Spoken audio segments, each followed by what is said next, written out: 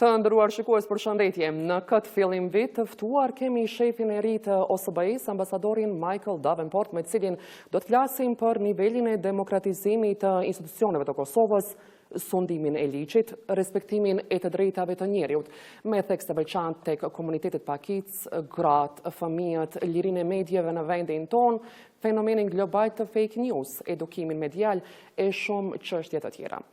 E me që është intervista e parë në televizionin publik të Kosovës, lejnë të teksohet se ambasadori Davenport është njohës i mirë i rrethanave të Ballkanit Perëndimor, post tjerash ai ka qenë edhe diplomat britanik në Serbi dhe po ashtu shef i misionit të Bashkimit Evropian në po të njëjtin vend. Ambasador Davenport, faleminderit që sot jeni me ne. Thank you very much and happy new year to you. Urime dhe juve, shëndet dhe mbarësi.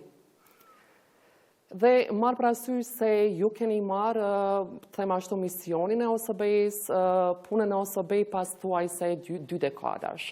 Në fakt shumë çka ka ndryshuar substancialisht edhe sa i përket kompetencave tuaja dhe misionit që tashmë e keni. A do thotë kjo që edhe Kosova substancialisht ka ndryshuar? Well, first of all, I want to say that I'm delighted to be in Kosovo as a British diplomat who's been working on matters to do with the region for a long time. It's a particular pleasure to be here. And thank you for inviting me to RTK as well. Yes, I think that Kosovo has made huge strides over the last 2 decades. Huge strides, and I'm pleased to say that the OSCE, and especially the OSCE mission in Kosovo, has contributed a lot to support the building of democratic institutions and, for example, the holding of democratic elections. There was a big success, I think, in 2021 with the holding of the assembly elections in February and then the holding of local elections in October and November for the first time without direct OSCE mission support. And congratulations to the Central Election Commission, CEC, and also the municipal election committees for holding those elections without our direct support. Of course, we will go on in that area, as in many other areas, providing support. But I've been impressed by the feedback that I've received from those I've met around Kosovo, the feedback on the work that the OSCE has done. And I think there's a lot to be proud of there. I met the ombudsperson the other day, and the ombudsperson's effectiveness as an institution has grown quite clearly over the last few years. And again, we will go on supporting the ombudsperson as an institution in the years ahead. Pa tjetër dhe me qenë se organizata që ju drejtoni në një farë forme dihet se ka një qëndrim neutral karshi pavarësisë së Kosovës. A është e vështirë të operoni në këtë kohë, ta përmbushni misionin tuaj?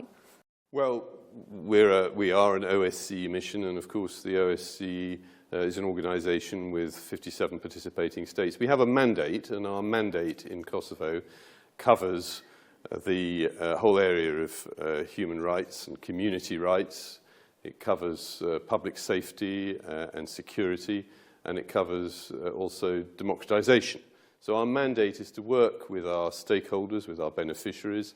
I'm glad to say that we have excellent working relations, both with government and government ministries across the board, and also with municipalities. I've had the opportunity to visit now 22 out of 38 municipalities since I arrived earlier in 2021, and I look forward to getting around the other municipalities. The strength of the OSCE mission in Kosovo is, of course, firstly, the reputation that the mission and the OSCE has built up for being able to provide support in all of these areas, but also the presence that the OSCE mission has right across Kosovo.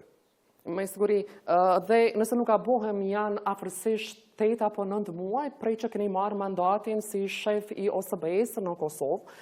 Më intereson ta di se ka ndryshuar perceptimi juaj për Kosovën, njohuritë tuaja për Kosovën nga misioni i fundit që keni pasur në Ballkanin Perëndimor përkatësisht në Serbi. Well, I think that things are constantly evolving in this part of the world, and of course, as we look back at 2021, we can see that Kosovo has entered a new phase because you have a new government elected in February of last year, and you have also conducted the municipal elections that I mentioned, and you have many new mayors across Kosovo.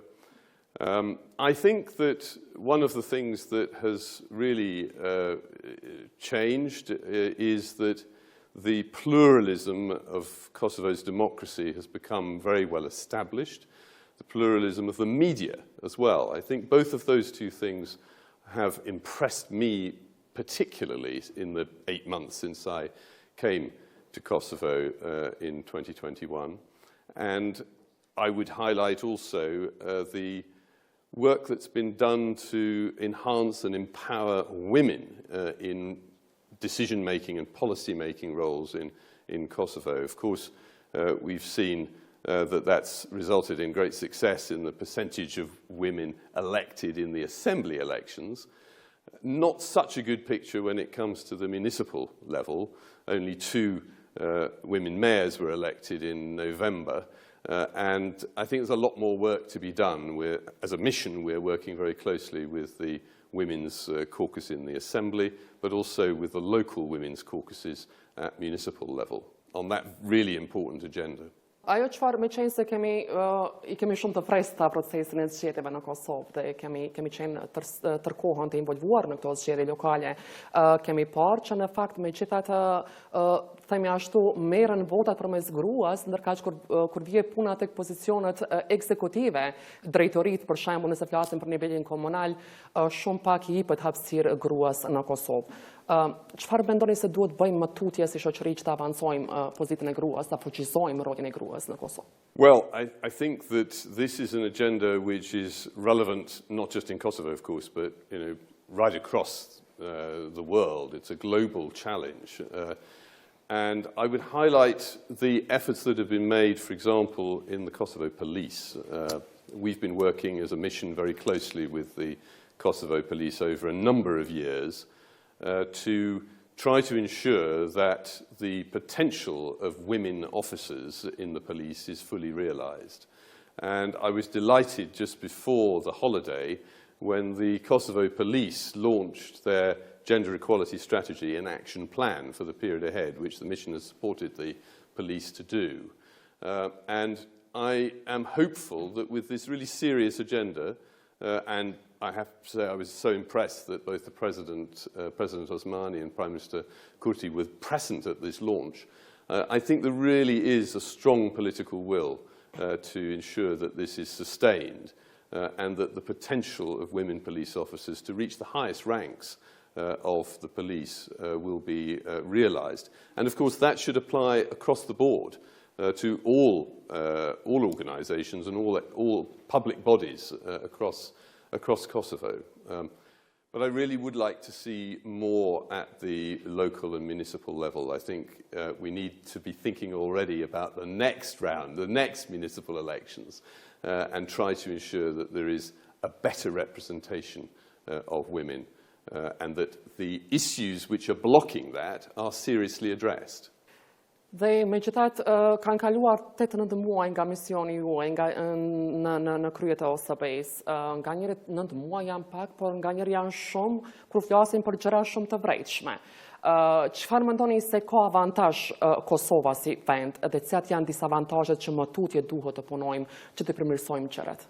The big advantage that Kosovo has is its youthful population. So I've been tremendously impressed over the last 8 months. If you're asking me about my impressions since I arrived here, I think one of the most heartwarming experiences that I've had since I've been here has been my encounters with young people across Kosovo. Through the manifold activities and events that the OSCE mission organises with youth, especially at local level, especially where we're bringing different communities together, I've been so impressed by the enthusiasm, the energy of young people in Kosovo and determination to realise their potential and reach out to others, to other communities, and also working with the vulnerable communities in Kosovo. So, for example, we ran again, as an OSCE mission, we ran together with the Ombudsperson's institution, the Youth Academy, towards the end of 2021. And the feedback that we received from young people participating in this event, which took place over 10 days or so, partly online, partly in person, was really, really encouraging. There's so much energy, but there's also so much talent out there. Another example has been the work that we've been doing with DocuFest. And over the next 12 months, and leading up to DocuFest in 2022, we will be supporting youngsters who are keen on cinematography from all communities across Kosovo to learn more about making films, in this case documentary films, and with a particular focus on human rights. And there are so many examples of exactly that. Nuk e pata plan t'ju pyes, mirë po me qenë se përmendet filmin, si e keni pritur lajmin tashmë për një them ashtu një sukses të jashtëzakonshëm të filmit Zgjoj drejt Oscarit? Yes, absolutely. This is a tremendous example of Kosovo filmmaking. I mean, Kosovo, and the president arranged a special showing of the film, and I'm delighted that the film has now been recognized not just here but internationally for the excellent piece of filmmaking that it is. And I'm sure that in the way that it represents the unique experiences that people in Kosovo have gone through, that this will help to also enhance understanding around the world of the issues that people in Kosovo faced. Po, edhe dua të kthejmë tek ajo që me shumë të drejtë besoj dhe ju i quajtet aset i Kosovës, e që është rinia.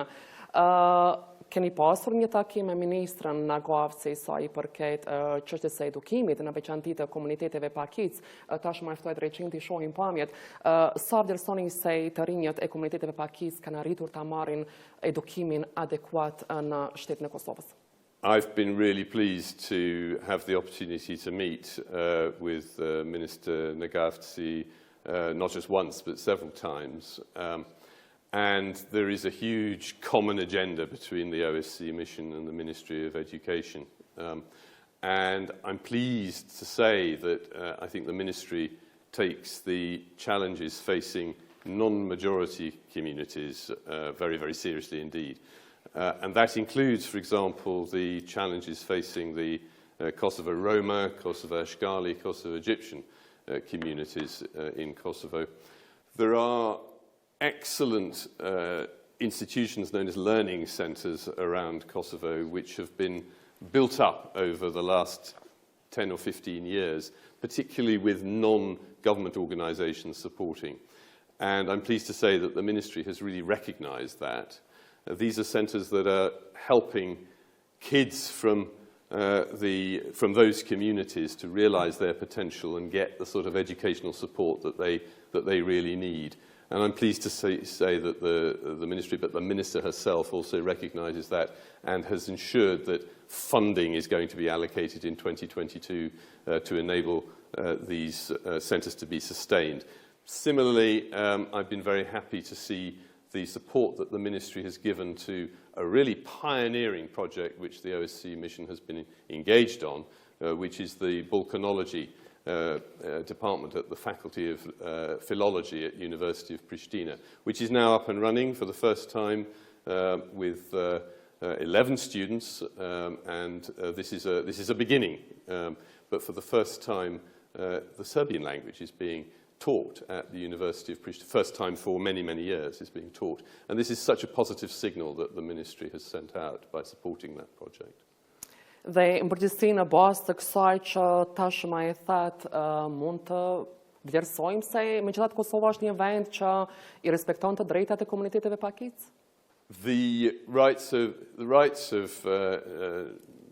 human rights and the rights of non-majority communities are, of course, fully enshrined in legislation in Kosovo. You can always refine this, but it's there. The issue then is full realisation of those rights and full implementation of the legislation. One good example of that is language, where, of course, everybody knows Kosovo's commitment to the official languages being used, but where in practice this is not always the case. But I've been very pleased to see that the Language Commissioner and his team are being strongly supported. We are working closely with him and with his team, and the importance of translation and interpreting between official languages, I think, is also fully recognised, but this needs to be put into practice, obviously.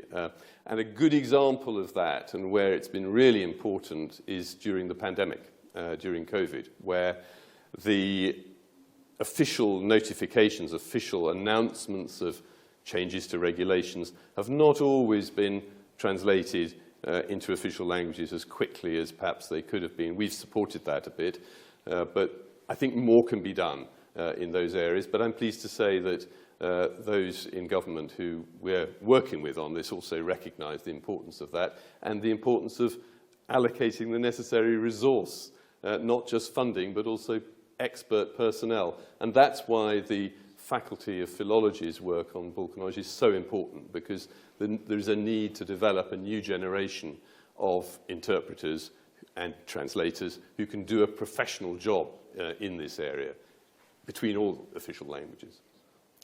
Dhe përgjithsisht thuaj se është një mendim i përgjithshëm që Kosova ka një legjislacion jashtëzakonisht shumë të mirë. Mirë, po problemi është tek zbatimi i atij legjislacioni. A mendoni se ajo që shumë është duke përfolur vettingu në drejtësi do të kontribuojë që të kemi një zbatim shumë të mirë të ligjeve të cilat vlerësohen jashtëzakonisht shumë edhe nga faktori vendor dhe nga faktori ndërkombëtar? Well, I think that there is a very important point about implementation of existing legislation, and that applies also to the judiciary. I think you were asking particularly about the judiciary. The integrity of the judiciary and the importance of the judiciary and the prosecutor services being respected, and that they are, in a way, looking after the public interest in ensuring the integrity of their own personnel. This is something which needs to be taken very, very seriously. And so I think that the efforts in this area are to be welcomed, and we are, as a mission, working very closely with the Justice Ministry, trying to share the experience of participating states of the OSCE in many regards, learning the lessons from where the introduction of vetting has gone well, where it's gone less well, and trying to ensure that those lessons are learned and that mistakes are not repeated. So there's a lot of work to do in this area, and we stand ready to continue to work with both the Justice Ministry, but also the Kosovo Judicial Council and the Kosovo Prosecutorial Council, to try to ensure that whatever legislative or other changes that are made are really in the public interest. We are certainly working with, as I said, we're working with the Ministry of Justice. We're being consulted on those processes going forward, and we will continue to express expert views on the details of what's being proposed. But there are other areas where, for example, implementation is so important. It was an excellent decision in 2020 when the Assembly passed legislation to adopt the Istanbul Convention on domestic violence. And now, of course, the work is in hand on working up a law which doesn't just pay lip service to the Istanbul Convention, but actually implements the Istanbul Convention in Kosovo's legislation. So we're working very closely again with the Justice Ministry on that, with the National Coordinator, Nita Shala, and the consultation with civil society, NGOs working in this area, is not just important, but a necessary part of implementing the Istanbul Convention. And of course, we're also working with the Justice Ministry on, and with civil society, on the development of a strategy in that area. Because this is a challenge which affects not just Kosovo, but all our countries. And this is something where we must have zero tolerance for any form of domestic violence. But I've been encouraged by the seriousness with which institutions in Kosovo are working in this area and are determined to do better when it comes to coordination and to ensure the necessary coordination between all the institutions involved in that area. Pashmangshëm duhemi të flasim edhe për dy çështje shumë të rëndësishme, ku mendoj se OSBE-ja ka dhënë një kontribut jashtëzakonisht shumë të madh. Është fjala për fuqizimin e pozitës së gruas dhe mediat. Mirë, po të fillojmë me fuqizimin e pozitës së gruas. Sa mendoni se institucionet e vendit, fryma që ekziston në Kosovë, është e gatshme që mos të ndërhyjë në të drejtat e gruas, ta lejoj fuqizimin e pozitës së gruas, marrë parasysh se në shumë raste ka pasur diskriminime të Thank you for the question. This is something which is very dear to my heart, our hearts at the OSCE. And I have to say, we had two important visits from our OSCE leadership last year to Kosovo. Anne Lind, who was the chair of the OSCE in 2021, Swedish Foreign Minister, and Helga Schmidt, the OSCE Secretary General, who took office beginning of last year. And for both of them, the main theme of their visits was indeed gender equality. In the case of Anne Lind, it was a joint visit with UN Women to Kosovo. And for both of them, given the mandate of the OSCE, especially in comprehensive security, it's no surprise that they were particularly interested in the women, peace and security agenda. But we are engaged on the gender equality agenda at many, many levels and across many, many areas in our work in Kosovo. We're working, for example, with pretty much all the municipalities in Kosovo on ensuring that the whole concept of gender-responsive budgeting, of municipal budgeting, is really taken seriously and implemented in practice. And I've been really impressed that when I visit municipalities, it's the mayors who are telling me how important this is. It's the mayors who are telling me what progress is being made, how difficult it is, but how through proper consultation and outreach and discussions with local people, this can be really embedded and taken forward. And that's something that we're going to be working on again now that the municipal elections are out of the way, with the new mayors and also with the new members of municipal assemblies.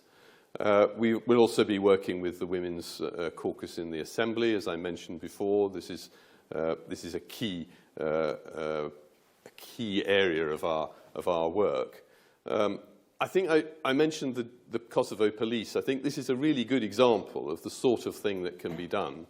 But I would also like to mention something else, which is the OSCE's Dialogue Academy for Young Women, and in the context of women, peace and security and that agenda.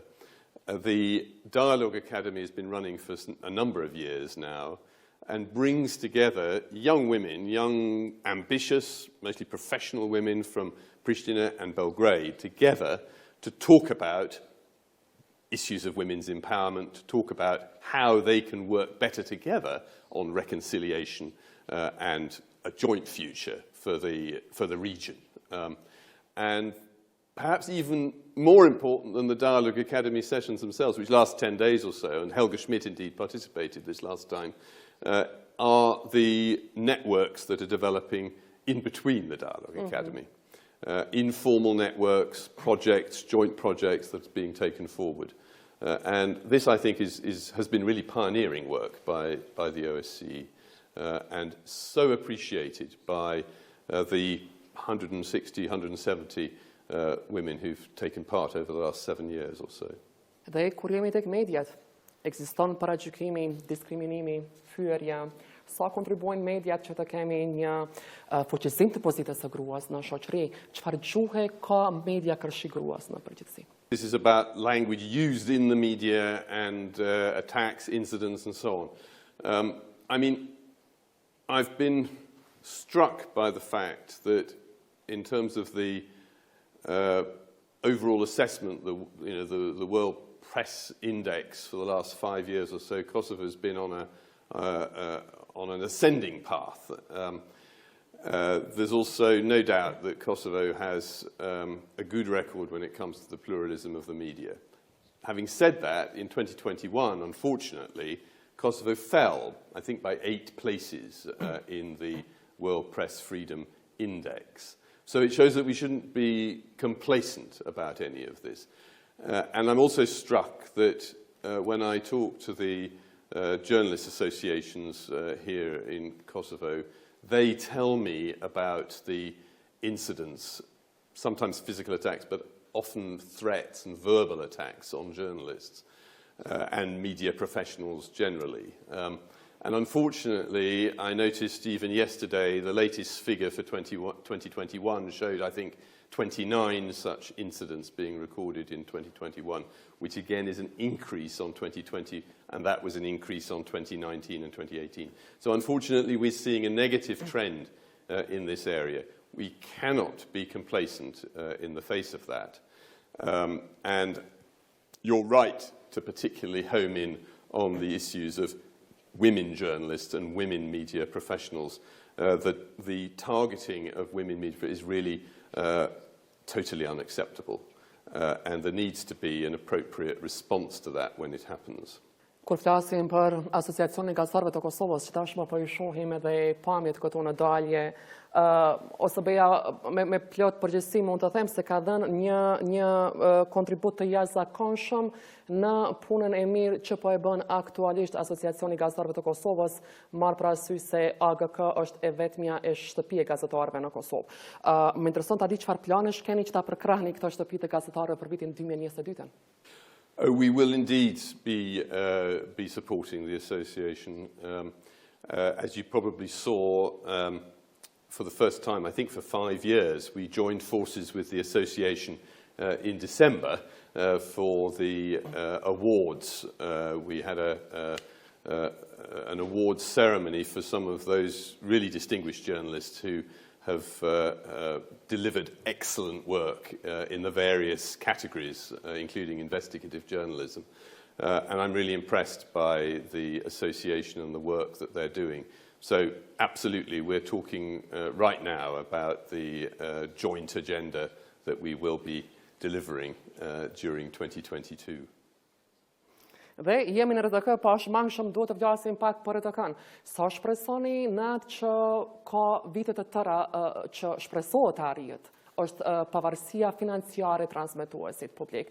A mendoni se është duke kontribuar mjaftueshëm që të gjendet një zgjidhje adekuate që televizioni publik i Kosovës të jetë i pavarur në çështjen e financimit? Thank you for the question. Again, if I understood it correctly, RTK, financial sustainability. I mean, I hesitate to say too much on this issue because, every public broadcaster has its own relationship with the public and with the government. But a public broadcaster, a public service broadcaster like RTK, at the end of the day, really has to be funded in an appropriate way by the public to safeguard editorial independence and also in order to be able to deliver on its remit as a public service broadcaster. I welcome very much the election of the new board of RTK, and I think we'll all be looking to the new board to take RTK in a positive new direction when it comes also to financial sustainability. This is really important. And of course, the OSCE and the OSCE mission, we stand ready to share experience from elsewhere, expert experience from elsewhere, and share that also with the RTK board and with RTK. Po, pra ta përfundojmë këtë kapitullin e pyetjeve për mediat, duat ju pyet sa i përket edukimit medial dhe fenomenit të fake news që po ashtu e ka goditur pa diskutim edhe Kosovën. Nëse s'ka bëj, OSBE mbi tashmë mundohet që të ketë edukim medial në më shumë se mbi 40 shkolla të Republikës së Kosovës. Çfarë do të bëhet më tutje sa i përket kësaj çështje? Again, I think it's important to say that this is the whole issue, the whole challenge around fake news is one which affects everywhere. I think we're familiar, I'm familiar with this from my own country. I think everybody is familiar with this phenomenon. That doesn't make it any easier to tackle, but I think one of the really important ways that we can go about tackling it is through enhancing media literacy. Media literacy among young people in particular. And I'm pleased to say that the OSCE mission has been very active in this area with partners across Kosovo. One of them, again, I mentioned DocuFest earlier. We're working with DocuFest also in this area to work with them to actually go into high schools, secondary schools, to share expertise, to make young people, youngsters, more aware of the sort of dangers out there and how to distinguish between different types of fake news. It takes all sorts of forms. But of course, we shouldn't forget that this is also something which media professionals also need to enhance their knowledge of and awareness, and to really ensure that they're truly professional in the job that they're doing. They also need to be completely up to date with how fake news is actually operating and the latest tricks in this area. So that's also something that we'll be working with other stakeholders on in the months ahead. Dua ta kaloj tek një çështje tërësisht tjetër. E kemi parë ditë më parë që keni pasur edhe një takim me kryeministrin e Kosovës, zotrin Albin Kurti. Meqense po parashihet në fakt mundësia që këtë vit Kosova dhe Serbia të arrijnë marrëveshje ligjërisht obliguese, them ashtu, për normalizim të raporteve, gjithnjë po flasim. A do të ketë OSBE-ja ndoshta ndonjë rol them ashtu në zbatimin e kësaj marrëveshje, ndonjë rol më substancial në zbatimin e këtyre marrëveshjeve? Well, I think it's too early to answer that question, really. But what I can say is that the OSCE and the OSCE mission in Kosovo has indeed been instrumental in supporting the implementation of agreements reached to date, whether we're talking about the judiciary, for example, or the integration of the police as well, or indeed when it comes to elections, for example. So there are many ways in which we obviously stand ready to support, and we will continue to be ready to support implementation where it is part of our mandate and where we're asked to do something by all sides. Po, dhe marrë parasysh përvojën tuaj në shtetin e Serbisë, mendoni se ekziston një vullnet i dyanshëm që të arrihet një marrëveshje të them ashtu përfundimtare për normalizim të marrëdhënieve mes Kosovës dhe Serbisë? Well, I think there's certainly a mutual interest because reaching an outcome in the dialogue is certainly something which would be in the interests of citizens everywhere in the region, and it would send a hugely positive signal, both here and elsewhere. So yes, there is an interest. I think we've all been pleased to see that the contacts and that the dialogue has indeed continued, and I think that all of us would be wishing that process well in the months ahead and during 2022. Dhe ju rastisht e përmendëm se jeni njohës shumë i mirë rrethanave politike të Ballkanit Perëndimor, marrë parasysh punën që tashmë misionin tuaj në Serbi. A jeni optimist që kjo do të mund të arrihet në vitin 2022? I'm not sufficiently close in my role to the dialogue is not something for the OSCE to be facilitating. The dialogue agreements are ones, in some cases, which the OSCE is responsible for helping to implement.